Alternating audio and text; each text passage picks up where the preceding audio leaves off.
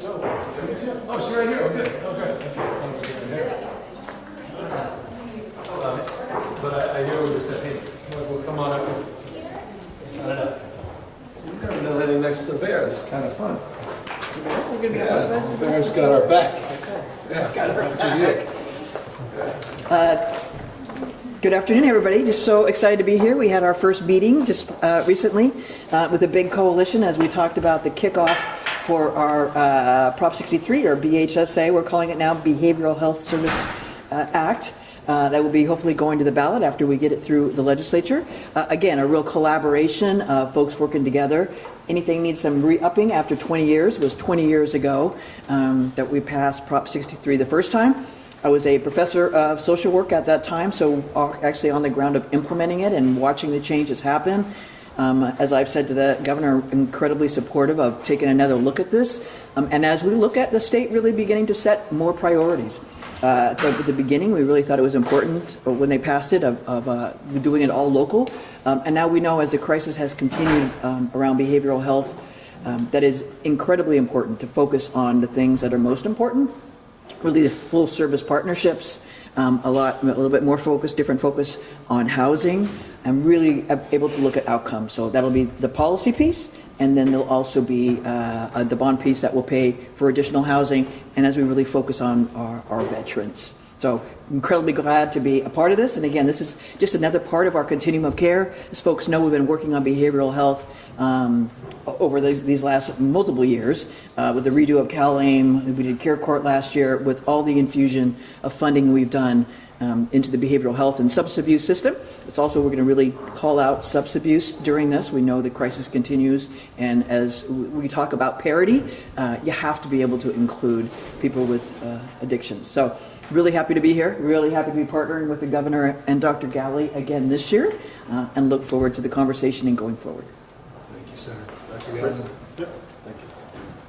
Thanks, Senator. Thanks, Governor. Thanks, just the tremendous group of people who gathered both in person and virtually to talk about today, which to me is about three really important things: partnering, prioritizing, and puzzling together. And the puzzling together is really about building on so many other transformations that we've seen happen across the nation and frankly in the state over the past few years, but certainly over the last 2 decades. We had Prop 63 at a time when we didn't have the Affordable Care Act, when the federal government wasn't pushing states to think about mental health, frankly behavioral health parity, where we didn't have the Children Youth Behavioral Health Initiative, where we didn't have CalAIM, where we weren't talking seriously to the federal government about what to do in the IMD space. And today we're sort of at a new moment. The senator emphasized accountability. Accountability means coming together with a galvanized approach to set a standard across the state. And that standard is to say no longer can we tolerate some of the sickest people in the toughest situations to continue to be overlooked. And how do we hold each other? This isn't just about local, county, city accountability. It's about state accountability. So how are we going to lean in and lean forward around making sure that the taxpayers who put us here, who gave us the resources to be able to serve our communities, understand what we're doing. And it's not about a single puzzle piece, it's about the whole picture in that puzzle. And today's an important step. It's not the only step. We've talked about those other steps for a long, long time. This is yet another that we're going to keep building this so that the results that we talk about today are realized tomorrow. And I just want to appreciate the leadership across the legislature, the governor's team, the governor himself, really leaning in. Not an easy issue, an issue that frankly is faced by every state in the nation. And I'm really proud about how far forward we're leaning in California. Look forward to not just today. This is the easy part. The harder parts are making sure that we take the ideas that come about through this reform, implement them successfully, and that sort of 1-2 punch we often talk about in California, the housing and the services coming together for thousands, tens of thousands of folks who today don't have that. And again, real privilege to be part of this. I appreciate it. Thank you, Senator. Dr. Galley. Look, there's no other issue, and I don't have to preach to any of you, that impacts more people in more ways on more days than the issue of behavioral health, the issue of mental health, brain health, and frankly our incapacity as a nation to address this issue in a meaningful and substantive way. Of course, we're standing here, the Capitol behind me, very mindful of our history and the history we made in this space, going back to 1967 and Ronald Reagan and the signing of LPS, the Long-Term Pension Short Act, and the process of deinstitutionalization and the power of emulation and how that led to a nationalized movement in the space, both from a perspective of compassion and then ultimately one of fiscal and austere arguments, meaning we have created this mess. It happened on our watch. I was born in 1967. I've been alive through this devolution of sorts. And so our opportunity presents itself anew to fulfill the vision in many ways that was set forth in 1967. And don't forget, the Long-Term Pension Short Act and all of the commitments that were made there were bipartisan at the time. But they were never fulfilled as it relates to those community-based alternatives, as it relates to moving away from an old binary that you have to be locked up in perpetuity or out on the streets and sidewalks. And what happens in between is the issue we're trying to address. As was noted, the Senator has been a leader in this space for decades and, of course, has many different bills she continues to pursue and process in addition to the work she's doing in this space. We recognize, particularly in the Mental Health Services Act that was advanced, Prop 63 in 2004, world's radically changed. Dr. Galley's absolutely right. The component parts that he referenced, from the ACA itself to the work we're doing in terms of most mobile crisis outreach, to the work we're doing as it relates to people in the IST system, the work we're trying to pursue federally around IMD waivers, and if I've lost you, it's because you're paying attention. The work that continues to be done around parity. We have a lot of work in that space, but new laws, programs, care court, the $4.7 billion I continue to hold out. Is one of the most exciting stories that is not necessarily broadly understood. The state is committed, including yesterday's budget signing, reinforcing that $4.7 billion commitment, 0 to 26 for behavioral health, early screening, prevention, and services. The workforce dollars, over $1 billion just 2 weeks ago we put out in the workforce space. There's so many component parts where California is taking responsibility and taking leadership, but the importance now of reforming the original vision of 2004 presents itself anew. And I was very grateful upstairs to have former Senate leader Darrell Steinberg, who joined us virtually, who was the author of that act, being the principal author of these efforts, and has been our leader in terms of the reform efforts, to have county supervisor leaders from San Diego and Los Angeles, among others, present today in this meeting supporting this effort. Mayors from up and down the state, from Long Beach and San Diego to obviously Mayor Steinberg himself here in Sacramento, to have county supervisor representing San Francisco that just introduced a resolution at the county level to support these efforts statewide. Gives us a lot of confidence in our capacity to process this through the legislature and ultimately get to the voters in March of next year. Two component parts. I'll just close. You already know this, but it's critical component parts. You've got the Mental Health Services Act, which will be reformed and modernized and incorporate SUD, which is substance abuse disorder, and housing as its two primary anchors of reform, accountability, and some work that's being done on prioritization, as Dr. Galley said. But the importance, the imperative of the complementary effort on this bond. We've got to have more housing slots, more placement slots, cottage-style settings, campus-style settings, scattered site settings, settings that will allow us to decompress the acute environment, where, as Dr. Galley reminded us today, in LA County, 70% of the patients that are in the acute care setting don't need to be there, but they don't have an alternative. To decompress that system, to create more flow throughout that system, provides a significant opportunity to improve what's happening behind the scenes, quietly, those suffering alone, and out on the streets and sidewalks, where we also hear vexed by what continues to persist in the state. So that is a 10,000 unit opportunity. That bond is currently sized at about $4.68 billion. It's going through a process, including yesterday, where it went through overwhelmingly in one committee. It's being heard again in another committee today. Will be processed over the course of the next few months in a traditional way, and we're giving voice to everyone that wants to engage in it with an iterative mindset, open argument, as I said, interested in evidence, meeting with advocates that have expressed some initial support, some that have expressed initial concern, making adjustments in real time, including 4 pages of notes today in terms of building on an engaged mindset in terms of addressing those concerns. And we're hopeful that we can put a package to the voters that will be overwhelmingly supported and that will put those dollars to use early next year. With that, we're here to answer any questions. Governor, a big part of the behavioral health challenge in the state is opioid addiction. And the San Francisco Chronicle recently published a big investigation into the way the illegal drug trade really works and is proliferating in San Francisco and other areas of the state. I'm wondering, have you read that, and what's been your reaction to it? Well, I've lived it. I didn't read that particular report. I'm very mindful of this. I just recently walked with all my department heads and agency directors the streets of San Francisco, having grown up in San Francisco, having served in San Francisco as a county supervisor and as a mayor.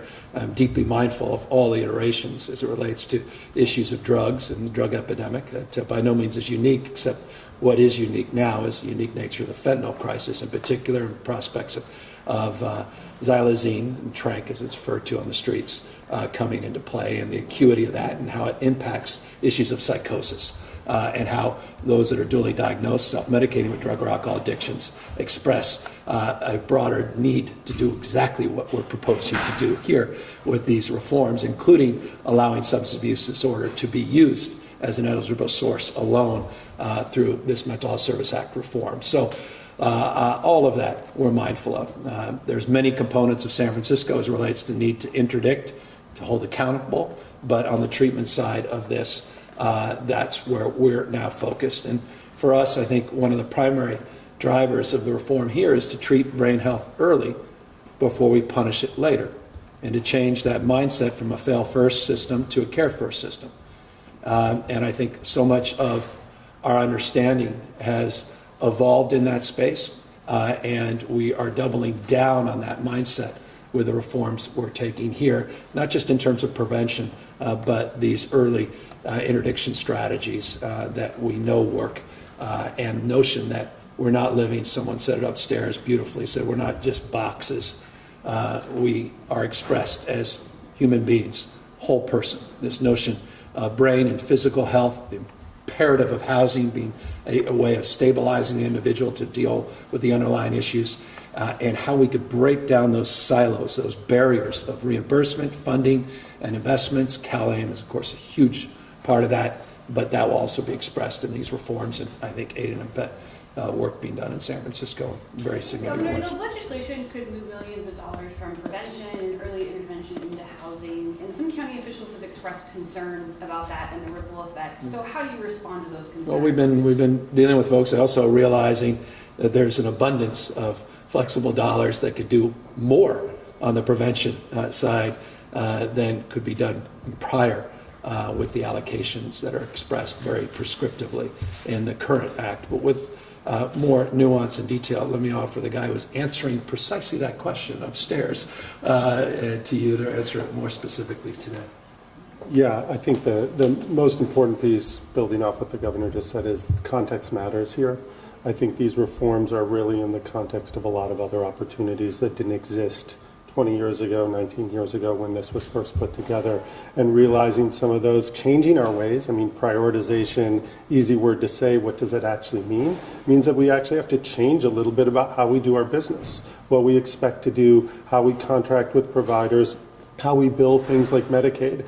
Lots of difficulty in doing some of that. We've got to work through those opportunities, not dismiss them as too hard and so therefore irrelevant, but really important. So on prevention, early intervention, some of these key things that, frankly speaking, this administration has prioritized, and some of the things the governor mentioned, whether it's CalAIM, the Children Youth Behavioral Health Initiative, some of the things we're even doing with our incompetent to stand trial community and population. I think it's going upstream in a way that we've never done before. So yes, there's going to be some new ways of doing business, but I think this, in addition to all of the other things, demonstrates that we can actually leverage more to do prevention, to do early intervention. And by the way, when you look at the exact buckets that are being proposed, the amount of funding for early intervention when coupled to the funding for prevention, you look at it, it's actually a little bit more than what was there before. So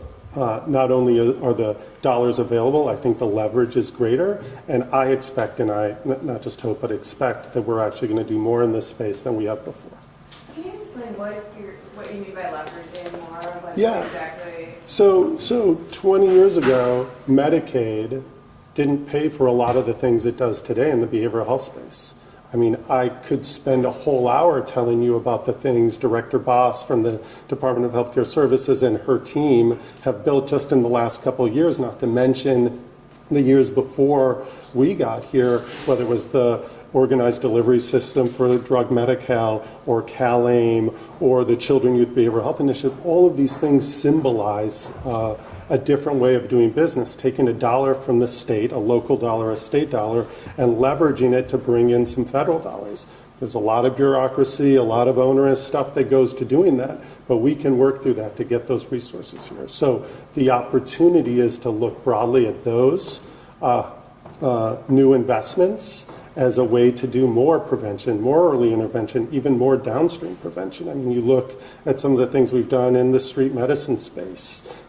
People would say, well, aren't you waiting too late? Yeah, we would love to catch that earlier, but that doesn't mean we don't take the opportunity to do some of the behavioral health, some of the SUD and mental health services in that space as well. So lots of different ways to take the state dollar and bring some additional resources from our federal partners to help us do a little bit more than we do today. Governor, this is one of the few bond proposals that are kicking around out there. You said you wanted in March. I'm curious to know, do you have a larger strategy for which election those go in, an overall dollar amount, whether they're going to crowd each other out? Yeah, all of the above. We're having an all-hands meeting, and after that meeting, I'm going to let you know about this. Because I was asking myself that question, because a number of legislative leaders have come to me, hey, support this, support my bond, this bond, and they just gave me it was a pretty comprehensive list of ideas that are out there. So we're putting it all together, and we're working very closely with the speakers team, the new speakers team on this, because we have to work together on what the priorities are going to look like for November. I'm very grateful, could not be more grateful that they have looked to prioritize this in March. That's a big deal. And November will be a big deal as well. Sorry, quick follow-up. The studios and the writers in Hollywood looking like we could be heading for a strike. Studios possibly planning to sort of freeze them out. Curious if you have any thoughts on that, if this is something your administration is maybe getting involved. Well, we're involved in the periphery, and we've offered our direct involvement to the extent both sides, and I've reinforced this on a dozen occasions, so it's not news, both sides seek it. And we are in constant contact, including just yesterday after the budget was signed, unsurprisingly, because the component part of that was the tax credit being expanded. There were further conversations of people dialing in, grateful that we expanded it, and updates on how people are feeling about the current conditions down there, and not just with SAG, obviously, I mean, well, with the writers, but also SAG. And also, just to get your thoughts on another off-topic situation, yesterday there's some bipartisan frustration with how a bill that would have classified child sex trafficking as a serious felony. Yeah, it died, in the Assembly. Yeah, it did die. I talked to Senator Grove about it this morning, which is indicative of my desire to see what we can do. Yeah, and I want to say nothing more than that, because I want to understand exactly what happened yesterday. I didn't have the privilege, was with you and doing other things yesterday, of watching that Assembly hearing, but I was well aware that it went through, I think, overwhelmingly through the Senate. So I was surprised by that. It's an area I care deeply about, have since my time as mayor, as a supervisor, working with then District Attorney Kamala Harris. We put, I think, $25 additional million in the budget last year in this space, and I take it very seriously. So I appreciate Shannon Grove's efforts on this, and wanted to make sure she knew that today. And we'll be following up, and we'll have more to say about that very shortly. Governor, your message to Californians as they brace for this extreme heat wave, Yeah. and then two, is California ready? Should people expect maybe issues with the power grid? We should be all right. We had an all-hands meeting yesterday, speaking of one of the meetings. I got a wonderful chart. I wish I had it for you, all green. It's my favorite chart. Green's good. We expect to be in good position this week, but mindful that not everybody will be in the context of keeping themselves safe. And I think it's always an important reminder. We saw it with the floods. More people lost their lives to floods than they did to wildfires and extreme heat by extension. And that's why we put out yesterday a $20 million investment in a public activation campaign. And I say activation, it's not just an information campaign, because it's built in on our heat plan that we worked with the legislature on last year, that we funded, that's providing support for communities and localities to provide safe spaces and to provide subsidies and supports for those that need to keep themselves cool. By no stretch of the imagination is it where we need it to be on the basis of the world we're entering into, but I'm very mindful and sober about the health and safety of people and these extreme heat events and these triple digit. I mean, this is 107, 108, 109, 10, multiple days. This is becoming all too familiar in the state of California, and that's why we are stepping up our efforts as it relates to a real targeted focus on keeping people safe and educating people the importance of staying hydrated and staying cool. Quickly back to the behavioral health bond, how would that address the inevitable challenges with citing these residences if that's approved? Well, we have some important language that's part of this effort.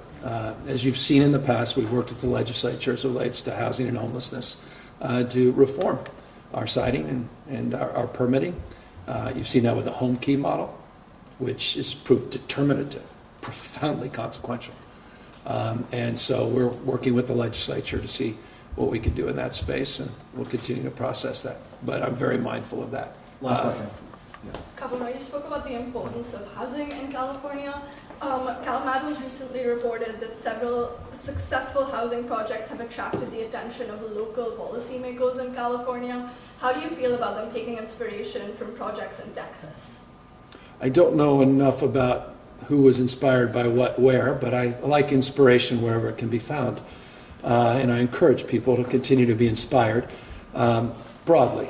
I don't know specifically what inspired whom to do what about which project related to Texas, but one thing I hope the local governments are inspired by is how serious we are about building housing and holding them accountable to build housing, and how we mean business. Just ask the folks in Elk Grove, not just down in Huntington Beach. Look at the notifications we put out to jurisdictions across the state, including my friends in San Francisco, that did step up their game and significantly improved their planning and goal setting as it relates to the housing element. But we're in this RENA cycle, and we want to make sure that people are held to account. And if you don't take us seriously, I would encourage you to take a look at the legislation that I signed a couple years past that allows us to sanction with graduated sanctions localities that do not do their job. So if that's the inspiration you're referring to, I'm all in. If it was another inspiration, forgive me. I'm not aware of the details. Thank you all very much. Thanks. All right, see you all. Oh, yeah. What's that? Y'all need it?